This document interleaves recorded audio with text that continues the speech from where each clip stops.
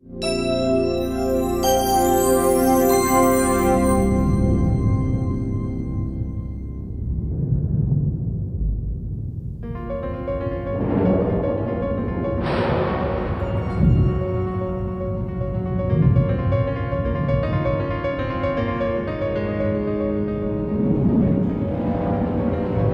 the last 100 days, at least 800,000 people were killed in Rwanda in a brutal wave of violence. It's being called the worst genocide since the Holocaust.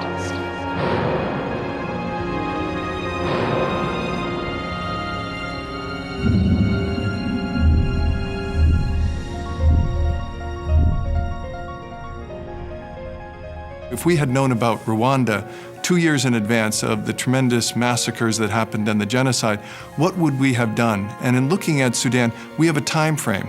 For the people of Sudan, the largest country on the African continent, these months will end with a referendum for the people of southern Sudan to remain united to the larger Sudan or to declare their own independence. There is that possibility for secession of the South. And therefore, the danger is that either we can have two separate states, independent states, or there could be another return to war. 2 million people died in the last phase of the civil war. Currently, 3.5 million people are in need of food aid in Darfur. Sudan, if it does go badly, is surrounded by 9 neighbors who would likely be drawn into that conflict, a conflict of a magnitude and scale that would make Rwanda and Darfur look manageable. We really have to focus our light in the world on Sudan at this time so that we can ensure that the people have the opportunity to move forward. The church tries always to be the voice of the voiceless, the mouthpiece of those unable to speak. For us in the Sudan, there is hope.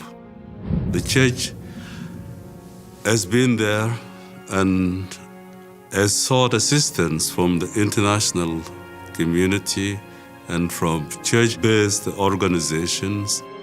We have developed a $4 million peace-building program over the next 2 to 3 years that will help build peace within Sudan. It's very difficult to raise money to build peace. It's somewhat of an innocuous term. As John Paul II said, you cannot have development without peace. And at this moment, we are working with the CRS with the project of stopping the war, of preventing it. CRS can't do this alone. The Sudanese can't do this alone. We call upon the goodwill and the intervention of the entire community of good faith and goodwill towards Sudan. Contributions now to emergency preparedness can help with the displacement and the hunger that will come.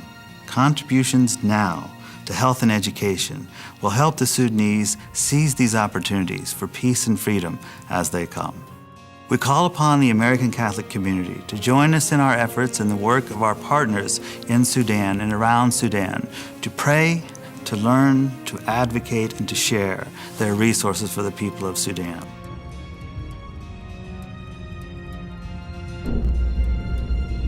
The people of Sudan want peace. The time for peace is now. To bring peace to Sudan, what would you give? Please, donate.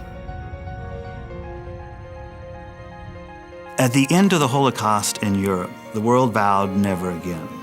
After Rwanda, the world said never again. Now is the time to raise our voices and to intervene in Sudan, because never again begins now.